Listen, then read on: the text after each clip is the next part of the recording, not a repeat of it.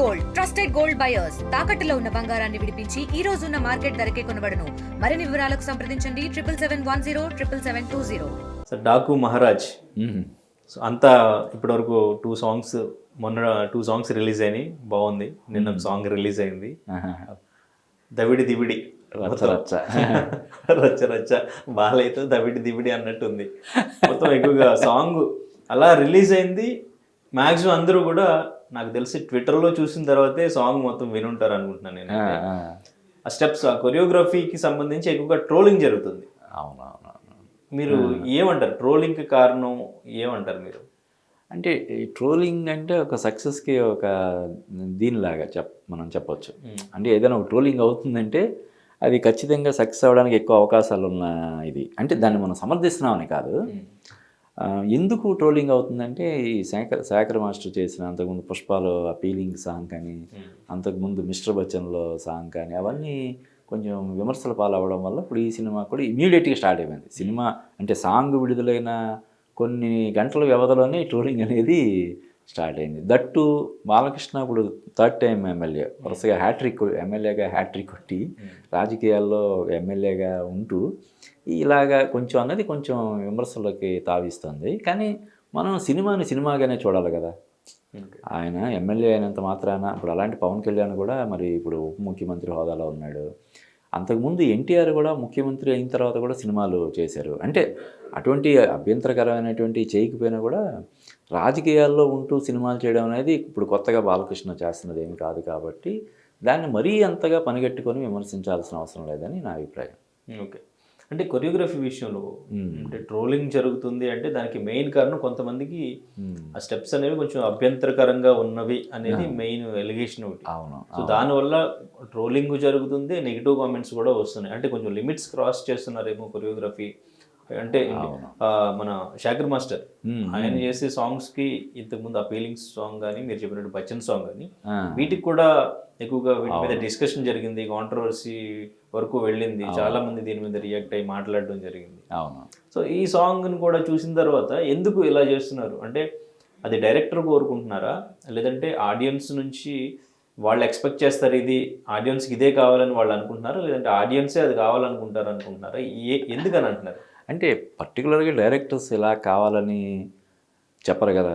ఆ లిరిక్స్ని బట్టి, ఆ ట్యూను, ఆ బీట్ని బట్టి వీళ్ళు డిజైన్ చేస్తారు. కాకపోతే దాన్ని యాక్సెప్ట్ చేస్తారు వీళ్ళు.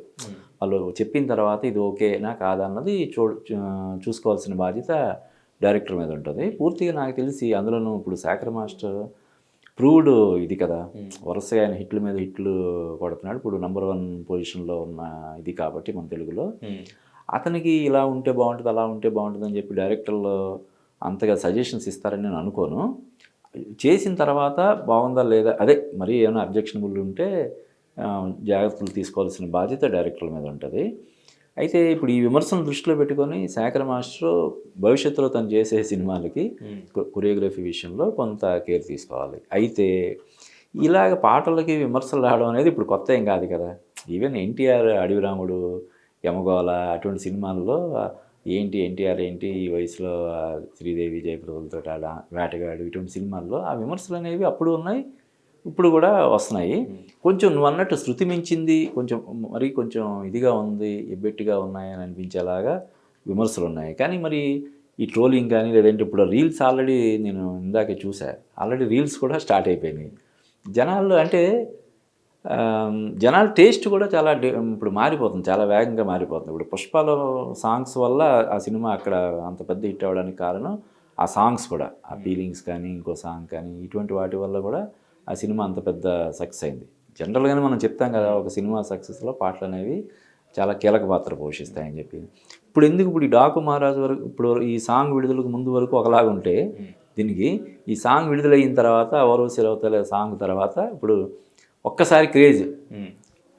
అంటే అంతకుముందు ఉన్నా కూడా వరుసగా ఇప్పుడు బాలకృష్ణ అంతకుముందు యాక్ట్ చేసిన 3 సినిమాలు హిట్, తర్వాత అన్స్టాపబుల్ ప్రోగ్రామ్ నిజంగా పెద్ద హిట్.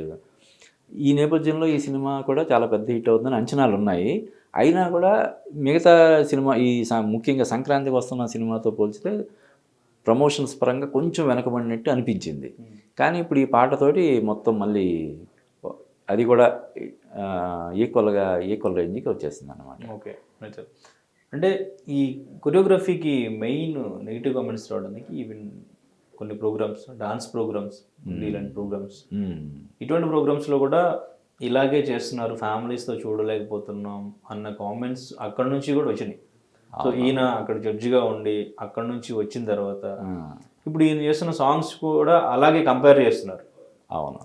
సో అదే ఇక్కడ అప్లై చేస్తున్నట్టు, అంటే చెప్పినట్టు ఇంతకుముందు కొంతమంది మాట్లాడారు కొంచెం అసభ్యకరంగా ఉంటుంది అన్నట్టుగా. ఎందుకంటే ఇప్పుడు ఒక song, star hero song release అయిందంటే యూత్ మ్యాక్సిమం రీల్స్ చేస్తుంటారు, సాంగ్ బాగున్నా, స్టెప్స్ బాగున్నా. ఈవెన్ చిన్నపిల్లలు కూడా చేస్తున్నారు.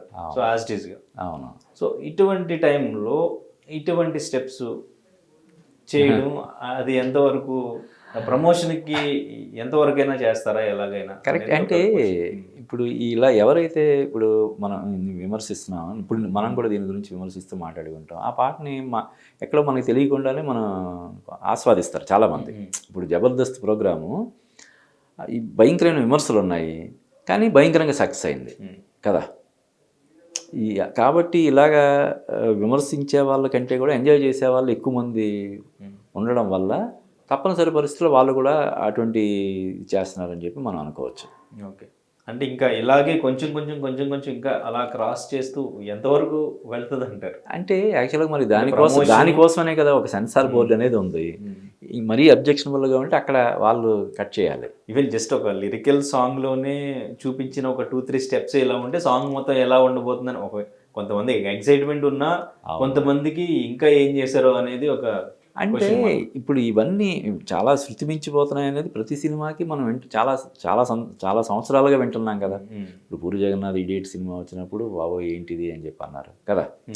ఇలాగా ఇప్పుడు యానిమల్ సినిమా కూడా భయంకరమైన విమర్శలు వచ్చాయి, పుష్పకి విమర్శలు వచ్చాయి, మిస్టర్ బచ్చన్ జస్ట్ వచ్చినాయి. కానీ ఇప్పుడు ఎవరు విమర్శించట్లేదు, ఎవరు మాట్లాడట్లేదు, అక్కడ బాలయ్య ఉన్నాడనా అనే క్వశ్చన్ కూడా వస్తుంది. లేదు, ఇప్పుడు మనం విమర్శిస్తున్నారు కదా కొంతమంది ఖచ్చితంగా. అంటే అంత దారుణంగా అయితే లేదు, జస్ట్ ఒక ట్రోలింగ్ అయితే నడుస్తుంది. కానీ ఎవరు దీని గురించి ఇంతకుముందు మాట్లాడినట్టు ఎవరు మాట్లాడట్లేదు, ఇంతకుముందు మాట్లాడారు కానీ. అంటే మరీ అంత అబ్జెక్షనబుల్గా కూడా ఉందని నేను అనుకోవట్లేదు. కొంచెం శృతి మించిన మాట వాస్తవమే, కానీ అలా అని చెప్పి మరీ చాలా దారుణంగా ఉంది అనే రేంజ్లో లేదని నేను అనుకుంటున్నాను. సినిమా అయితే మొత్తానికి డాకు మీద ఎక్స్పెక్టేషన్స్ ఏవైతే పెట్టుకున్నారో, ఎందుకంటే బాలయ్య నుంచి ఏవైతే ఎక్స్పెక్ట్ చేస్తారో, అండ్ బిఫోర్ ఈ మూవీ కూడా కొంచెం మనం ఫస్ట్ చూసినప్పుడు, ఫస్ట్ రిలీజ్ అయిన క్లిప్స్ చూస్తే ఏముంది, బాలయ్య అంటే ఇంకా అదే నరకడం, అదే జనరల్ గానే ఉంటుందేమో అనుకున్నప్పటికి కూడా తర్వాత రీసెంట్ గా రిలీజ్ అయిన టీజర్ లో వేరే గెటప్ ఒకటి, ఆ పీరియాడిక్ డ్రామా మేబీ అనుకుంటా, టైటిల్ జస్టిఫికేషన్ లాగా ఆ గెటప్ ని చూసిన తర్వాత కొత్త లుక్, చాలా కొత్తగా అనిపించింది. అప్పుడు కొంచెం ఎక్స్పెక్టేషన్, స్టోరీ వేరే ఉంది అనేది అనిపించింది. ఈవెన్ చిన్ని సాంగ్ చాలా బాగుంది. అవును. సో ఎక్స్పెక్టేషన్ అయితే అంటే బాబీ మనం ట్రాక్ రికార్డ్ చూస్తే అందులో ఆయన సినిమాలో 1-2 సినిమాలు అయినా డిసప్పాయింట్ చేసినేమో, కానీ అన్ని సినిమాలు కూడా అతను హిట్ సినిమాలు తీశాడు. బేసిక్గా అతను రైటర్, చాలా హిట్ సినిమాలు కూడా వర్క్ చేసిన ఇది. ప్లస్ అతను ఇంటర్వ్యూలో చూస్తుంటే బేసిక్గా అతను చిరంజీవికి వీరాభిమాని అయినప్పటికీ కూడా ఇప్పుడు ఈ సినిమాతో బాలకృష్ణకు కూడా పెద్ద అభిమాని అయిపోయాడు అని చెప్పి మనకి అనిపిస్తుంది. అంటే బాలకృష్ణ గారు ఒకసారి సబ్జెక్ట్ కన్ఫర్మ్ ఓకే చేస్తే, డైరెక్టర్ని ఓకే చేసిన తర్వాత మిగతా విషయాలు ఏం పట్టించుకోడు ఆయన, ఇందులో ఇన్వాల్వ్ అవ్వడు, ఒక చంటి పిల్లవాళ్ళలాగా ఎలా ఏది చేయమంటే చేస్తాడు. ఇలా అంటే ఆ ఎక్సైట్మెంటు, అతని పట్ల పెరిగిన ఇష్టం, బాలకృష్ణ అంటే అతనికి పెరిగిన ఇష్టం, ఇదంతా కూడా కనిపిస్తుంది. ఇప్పుడు అలాగే ప్రొడ్యూసర్ నాగవంశీ కూడా వాల్తేరు వీరయ్య కంటే కూడా బాగా తీసాడు అని ఒక మాట చెప్పడం ద్వారా ఆ సినిమా మీద హైప్స్ పెరగడానికి ఇది చేశాడు. కాబట్టి ఇది కూడా సూపర్ డూపర్ హిట్ అవ్వడానికి, అందులోనూ తమన్ కూడా ఇప్పుడు బాలకృష్ణకి పెద్ద అభిమానిలాగా రెచ్చిపోతాడు, స్పీకర్లు పగలగొట్టే మ్యూజిక్ ఇస్తుంటాడు.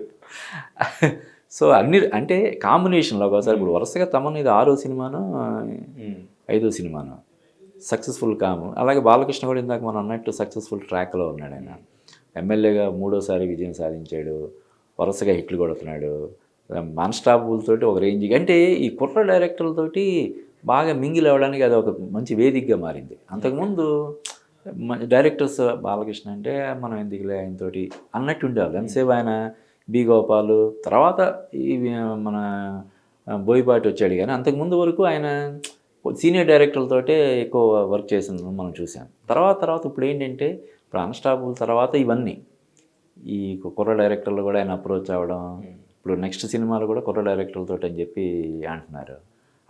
దానికి బాగా అంటే ఎవరు ఊహించలేదు కదా అన్స్టాపుల్ అనే ప్రోగ్రాము బాలకృష్ణ ఆ రేంజ్లో దాన్ని అక్కడ తీసుకెళ్తాడు అని చెప్పి ఎవరు ఊహించలేదు. ఇప్పుడు నేషనల్ వైడ్ అది పాపులర్. సో అది కూడా ఈ సినిమా ప్రమోషన్స్కి ఇప్పుడు బాలకృష్ణ ఇప్పుడు ఉదాహరణ సంక్రాంతికి వస్తున్న సినిమా టీంని ఇంటర్వ్యూ చేశాడు, ఆటోమేటిక్ తన సినిమాని కూడా ప్రమోట్ చేసుకున్నట్టే కదా, అవునా? ఇప్పుడు గేమ్ చేంజర్ రామ్ చరణ్ కూడా ఎపిసోడ్ ఒకటి ఉంది, ఆటోమేటిక్గా తన సినిమా కూడా ఆటోమేటిక్ ఇదైపోద్ది కదా. వాళ్ళు కూడా చెప్తారు కదా మీ సినిమా డాకు మహారాజ్ కూడా చాలా పెద్ద హిట్ అవ్వాలని అంటారు. సో ఒక హెల్తీ అట్మాస్ఫియర్ ఉంది, ఒక ఆరోగ్యకరమైనటువంటి వాతావరణం మన తెలుగు ఇండస్ట్రీలో ఇప్పుడు నెలకొని ఉంది. ఒకరికొకరు మీ సినిమా కూడా హిట్ అవ్వాలి. ఇప్పుడు అందులోనూ ఈ 3 సినిమాలు, ఆ 3 సినిమాలు 2 సినిమాలేమో ప్రొడ్యూసర్ దిల్ రాజు, ఏది గేమ్ చేంజర్, సంక్రాంతికి వస్తున్నా, డాకు మహారాజుకి డిస్ట్రిబ్యూటర్.